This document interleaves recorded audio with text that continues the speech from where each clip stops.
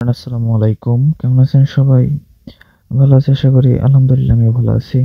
তো আজকে আমি চলে আসছি আরেকটা নতুন ভিডিও নিয়ে আপনাদের মাঝে।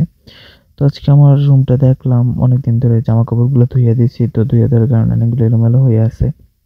তো ভাবলাম রুমটাকে আজকে গুছিয়ে ফেলি। অনেক ভালো লাগবে তাহলে। মানে এমন অবস্থা, জঙ্গলের মতো অবস্থা। তো যেগুলো আমি আমার নতুন জামাকাপড় ওগুলো ঢাকা থেকে আসার পরে ওগুলো ধুইয়া দিছি যাতে করে সুন্দরভাবে রাখতে পারি। ওগুলা এগুলা এখন অনেকদিন আমার ঝোলানো ছিল। ইনশাআল্লাহ এখন সবগুলা আ আমাদের শোকেসে তুলে রাখবো। কারণ বাহিরে রাখলে জামাকাপড় অনেক ময়লা লাগে। আর আমার শরীরে একটু অ্যালার্জি সমস্যা আছে, তো বেশি বাহিরে রাখবো না। আর বিছানার কাপড় আমার ২ টা আমার বিছানার জন্য। তো ২ টা থাকার কারণে আমি একটা কিছু এক সপ্তাহ পরে চেঞ্জ হয়ে গেল। তো এগুলো আমি একটা, একটা করে গুছিয়ে নিয়েছি।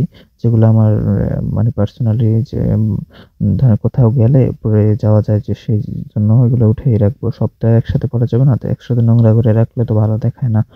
তো সেজন্য আমি আলমারিতে সবগুলো উঠিয়ে রাখলাম। এগুলা তোথা হয়ে গেছে। এবার রুমটাকে ভালোভাবে আরেকটু গোছাবো। এই যে দড়িগুলা টানা দেখেন কি অবস্থা দেখে। এগুলো হচ্ছে আমি সচরাচর পরার জন্য আমার গেঞ্জি।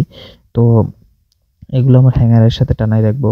আ সে এই হ্যাঙ্গারের সাথে টানায় রাখলে এগুলা সবসময় পরতে পারবো। আর এই সাইডটাও অনেক নোংরা জমছে। পুরানো জামাকাপড়ও আছে ওগুলাও ফালাই দিচ্ছি। ওগুলো ফালাই দেবো সেই চিন্তা ভাবনাও করছি। তো ওগুলো ফালাই দিলে একটু কিছুটা নোংরা কমবে। অবস্থাটা অনেক খারাপ। মাকড়সায় আঁশ-টাশ পেঁচিয়ে মানে অনেক অবস্থা খারাপ করে রাখছে। তো এদিক থেকে আমি তার তো ওই জায়গায় কারেন্টের তার আছে, আবার এই জায়গায় আমাদের বাতির যে লাগাইছিলাম পরের জন্য আমি তো রশি-টশি সবগুলো গুছিয়ে নিয়েছি। আমার আবার কিছুদিন ধরে একটা সমস্যা হয়েছে কি আলিশা একটু অলসতায় পেয়েছে। বলেন তো কি করি? কি করা যায়? অলসতার সমস্যা মানে অবস্থাটা কি? তো ফাইনালি আমার অনেকগুলো গোছগাছ হয়ে গেছে। এইগুলাই যেই জায়গায় অনেকগুলো জাল-মাল হাবিজাবি রাইখা এটা নষ্ট করে দিছি। তো খুবই খারাপ দেখাচ্ছিল। তো এটাও আমি ইনশাআল্লাহ পরিষ্কার করে রাখছি একদম।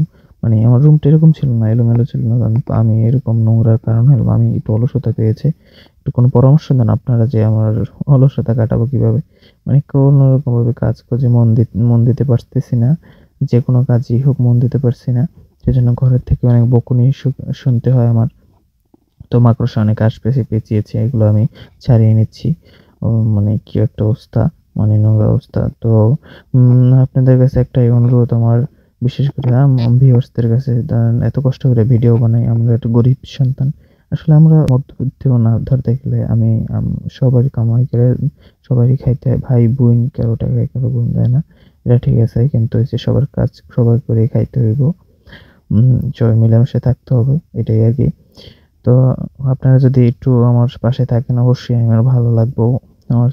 তো আপনারা আমার পাশে থাকবেন। এই যে আমার একটু লাইক, কমেন্ট, শেয়ার এগুলো করবেন। অন্তত দয়া করে সাবস্ক্রাইব করে যাবেন। তো আমি আমার টেবিলটাও গুছাই নিচ্ছিলাম। ইনশাআল্লাহ এর মধ্যে দেখলাম আমার আম্মুর তসবিহ যে আমার আপু বিদেশ থেকে নিয়ে আসছিল তখন ওইটা তসবিহ দিয়ে আপনার পড়তে সুবিধা হয় আরকি। ভালোই লাগে। তো টেবিলটা গুছিয়ে নিচ্ছি বুঝতে পারছেন যে কিভাবে গোছাবো। তো ভালোই লাগতেছিল না।